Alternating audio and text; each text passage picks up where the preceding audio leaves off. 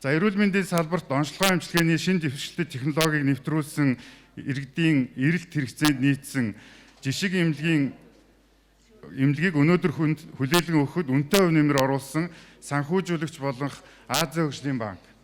За барилгын ажлыг гүйцэтгэгч Австри улсын Vamid Engineering компани, за төслийн баг хамт олон бусад оролцогч талуудад эрүүл мэндийн салбарын мянган төлөөллийн нэрийн өмнөөс болон хуваасаа дахин талархал илэрхийлж байгаа илэрхийлье.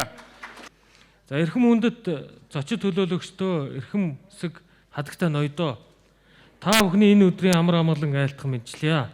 Азийн хөгжлийн банк нь 1993 оноос хойш эрүүл мэндийн салбарын тогтолцоог өөрчлөн шинжлэхэд дэмжлэг үзүүлэхийн зэрэгцээ хөгжлийн томоохон түншлэл гэдгээ харуулan Монгол улсын эрүүл мэндийн салбарын түүхэнд анхудаа сонгон хайрхан дүүрэгт 100 гаруй тэрбум төгрөгийн өртөгтэй 250 ортой 150 мянган хүнд жилдээ үйлчлэх 7-8 төрлийн төрөлцсөн мэрэгжлийн тусламж үзүүлэх жил дунджаар 47 мянга гаруй үйлчлүүлэгчид амбулаторийн 10 гаруй мянган үйлчлүүлэгчдэд хэвтэн эмчлүүлэх тусламж үйлчилгээ үзүүлэх шинэхэн эмнэлгийг Монгол Улсын засгийн газар Азийн хөгжлийн банкны хамтын ажиллагааны 30 жилийн он хүрээнд босхон хүлээлгэн өгч байна.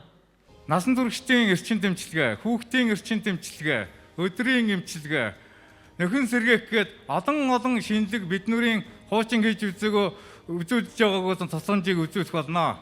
За та бүхэнд дахин баярлалаа.